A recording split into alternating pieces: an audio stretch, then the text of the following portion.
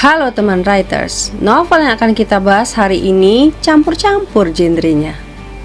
Jadi kan ada misterinya novel ini, udah gitu ada juga science fictionnya atau fiksi ilmiah, ada fantasinya sedikit, ada komedinya sedikit, terus ada misterinya, udah aku bilang tadi ya, ada romantisnya juga sedikit. Novel apa yang akan kita bahas? Seperti sudah dilihat di thumbnail ya, nggak usah lagi sok-sok misterius ya kan. Ini dia, Ku Tunggu Kau di 2017. Nah ini karya salah satu teman aku waktu dulu komunitas, sama-sama satu komunitas menulis ya. Namanya adalah Septi Titanika. Nah ini terbitnya di Lokamedia, sama ya, satu naungan, satu payung dengan Kami Lintang ya. Jadi kalau misalnya teman-teman mau pesan ini sekaligus Kami Lintang, bisa langsung aja pesan ke Lokamedia.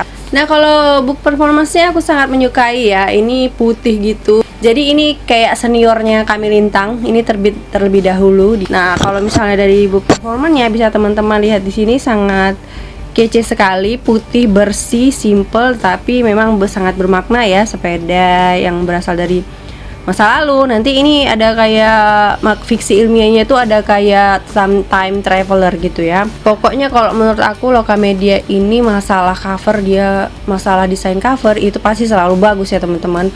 Udah gitu cetakannya juga cukup bagus ya. Palingan mungkin dalam layout ya, ada huruf miringnya, huruf cetak miringnya yang ini yang aku agak susah membacanya, agak kurang nyaman membacanya. Paling itu aja sih. Dan mungkin bindingnya mungkin agak lebih dieratkan lagi ya di Kami Lintang. Jadi kalau Kami Lintang nggak kayak gini karena mungkin dia lebih tipis ya. Tapi kalau buku-buku yang tebal ini memang selalu rentannya terkadang di lemnya ini ya, lem untuk bindingnya ini. Jadi mungkin bisa dikuatkan lagi. Nah itu saja. Nah kalau misalnya teman-teman ingin kenal lebih lanjut dengan Septi Titanika atau juga kalau misalnya kawan-kawan atau teman-teman ingin terbit di Lokamedia, periksa aja semua media sosialnya baik Septi dan juga Lokamedia, sudah aku letakkan semuanya di description box. Jadi buku Ku Tunggu Kau di 2017 ini punya dua tokoh utama. Enggak deng, satu aja deng, satu tokoh utama namanya Melody. Dia seorang fotografer amatir, jadi dia guru juga. Pokoknya dia semuanya lah dikerjakan ya untuk bisa menambah income-nya karena dia mulai tinggal sendiri ya. Dia udah pisah tinggal gitu sama bapaknya yang menikah lagi. Kalau ibunya sudah meninggal waktu dia masih kecil ya. Kenapa aku bilang dia ini karakter utamanya? Karena si Melody ini nanti yang menguasai plot. Dia punya kawan hantu yang bernama Selena. Selena ini adalah hantu yang gokil ya. Alih-alih bikin cerita serem, Selena ini lebih menyumbangkan itu tadi ya, komedinya gitu ya, unsur komedi yang aku bilang tadi ada juga di dalam buku ini. Juga si Selena ini menurut aku menimbulkan rasa fantasinya ya. Kenapa? Karena Selena ini termasuk hantu yang bisa melakukan apapun yang dilakukan manusia ya. Jadi dia kayak hantu-hantu yang fantasi gitu ya, bukan hantu-hantu yang nyata gitu ya, yang perlu energi yang sangat besar dulu baru bisa melakukan sesuatu seperti manusia gitu ya. Jadi ini jatuhnya lebih ke fantasi. Kalau genre fiksi ilmiahnya tadi itu ada pada seseorang yang bernama Agus. Jadi ini si Agus ini tiba-tiba terbangun di bawah pohon mangga di depan rumahnya si Melody dan si Selena ini tadi ya. Dia berasal dari tahun 1973 dan dia terbangun di tahun 2017. Kayak time traveler gitu. Jadi nanti si Agus, si Melody dan si Selena ini ternyata masing-masing mereka menyimpan masa lalu yang sangat dark gitu ya, dan pertemuan mereka ini nanti akan membongkar masa lalu mereka. Pokoknya si Agus ini datang, dia nanti terkuak lah masa lalu si Selena, juga masa lalunya si Melody. Menarik ya teman-teman ceritanya karena pencampuran banyak genre ini tadi. Makanya ayo kita breakdown Ku Tunggu Kau di 2017 dan kita cari tahu lagi apa isi ceritanya lebih dalam. Dan yang pasti seperti biasa aku sudah menyimpulkan 4 hal yang bisa kita pelajari dari novel ini. So let's jump into it. Menurut aku ide cerita dari Ku Tunggu Kau di 2017 ini TOPBGT ya kawan-kawan. Memang cerita-cerita time traveler ini bukan hal yang baru lagi ya kan. Iyalah, apa pula, mana ada yang betul-betul baru ya kan.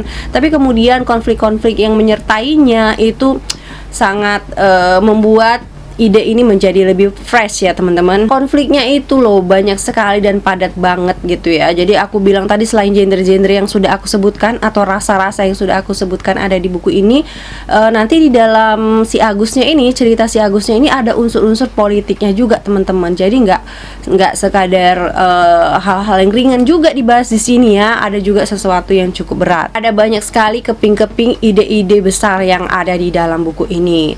Nah, kalau dalam plotnya sendiri, ide-ide besar itu tadi, keping-keping itu tadi disatukanlah dia. Kalau aku merasakan ketika membacanya itu ya agak sedikit repot dalam penyusunan keping-keping itu tadi ya. Jadi ada di beberapa tempat yang sangat bagus gitu ya, dan kemudian ada beberapa tempat yang pembaca itu agak sedikit lost gitu ya, ada agak sedikit kesasar lah gitu ya. Jadi sehingga kita mesti balik lagi membaca, pokoknya harus fokus balik lagi membaca untuk kemudian back to the track ya, back on the track. Aku sendiri membacanya itu kadang di suatu tempat tuh kayak aku kehilangan pegangan gitu ya. Jadi kayak kehilangan logika ceritanya, terus aku mesti balik lagi nih untuk mencari di mana ini sebenarnya yang aku lewati. Sementara untuk karakter buildingnya ini cukup banyak sebenarnya karakter yang ada di sini ya. Jadi kita harus fokus juga membacanya ya. Selain tadi kepingan ide cerita yang banyak, karena ide cerita yang banyak juga menghadirkan karakter yang banyak juga kan.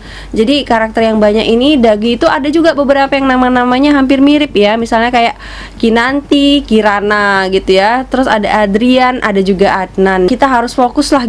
Masing-masing karakter yang ada di dalam sini sebenarnya punya benang merah atau hubungan sana sini, tapi mungkin karena ini ya, itu pengaturan plotnya dan juga perpindahannya menurut aku agak sedikit kurang smooth ya, kurang lembut. Syukurlah dengan banyaknya konflik-konflik ya ini tadi, sehingga kita ingin tahu nih, terus ingin membaca sebenarnya nanti ceritanya ini akan dibawa sampai kemana gitu. Masih menurut aku pribadi, endingnya ini rentan sekali untuk menjadi unbelievable ya, karena kita akan ada rasa gini, kok bisa hal itu terjadi pada cerita yang time traveler, karena sebelumnya kita ketahui kalau time traveler itu tidak bisa melakukan itu gitu ya, tidak bisa mengatakannya karena nanti spoiler ya. Tapi namanya ada unsur fantasinya juga di sini dan didukung plot yang memang telah disediakan ya, kita bisa terima aja juga pada akhirnya gitu ya. Kalau untuk gaya penceritaannya sih menurut aku oke-oke saja, cuman ada beberapa mungkin kalimat-kalimat yang ini ada hubungannya dengan apa ya, ada hubungannya dengan tata bahasa. Jadi mungkin karena kalimat-kalimatnya kurang efektif,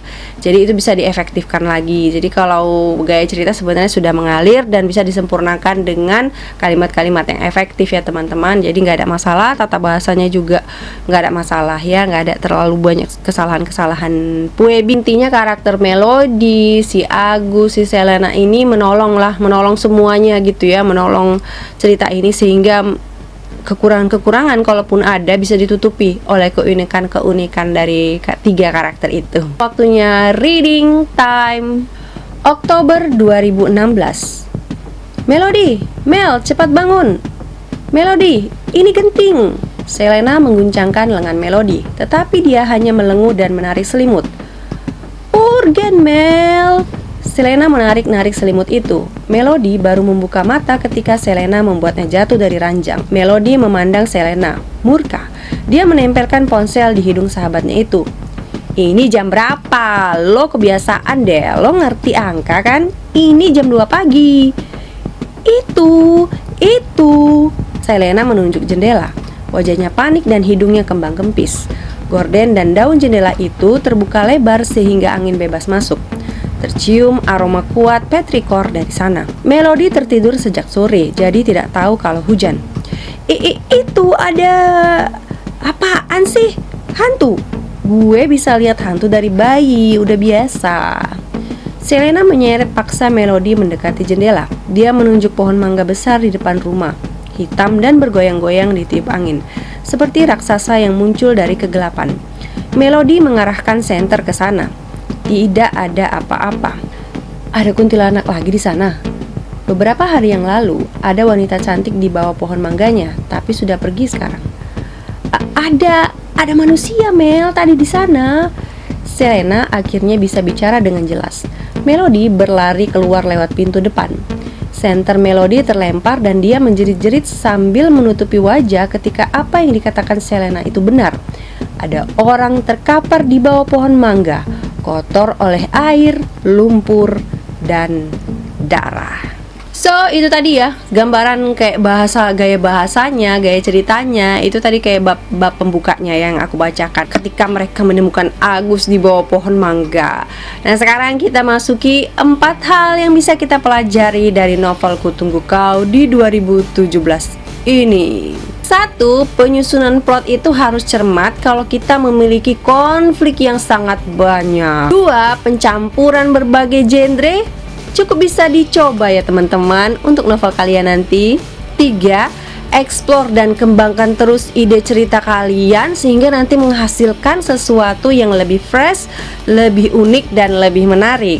4. Karakter yang unik seperti Agus, Melody, dan juga Selena ini ternyata memang selalu berhasil ya. Kalau karakter kita itu unik ya di dalam sebuah cerita, bisa ditiru nih teman-teman.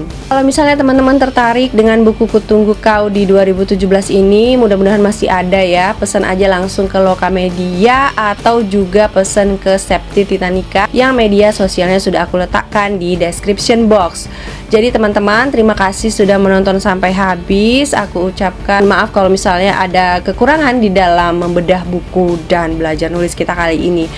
Bagi teman-teman yang mau mengirimkan bukunya dibedah di sini, dengan terpaksa itu kita tutup dulu sampai nanti sehabis Lebaran, karena buku dari teman-teman sudah cukup penuh ya, sampai nanti beberapa bulan ke depan, bahkan sampai lewat Lebaran lagi masih ada dari teman-teman. Jadi karena aku takut ya tidak bisa nanti ya, kita nggak tahu sampai kapan bisa ya kan. Jadi aku tutup dulu, nanti akan kita buka lagi, nanti akan aku infokan sama teman-teman ya kapan kita buka lagi slot untuk bedah buku belajar nulis di channel Yunta Ersaragi.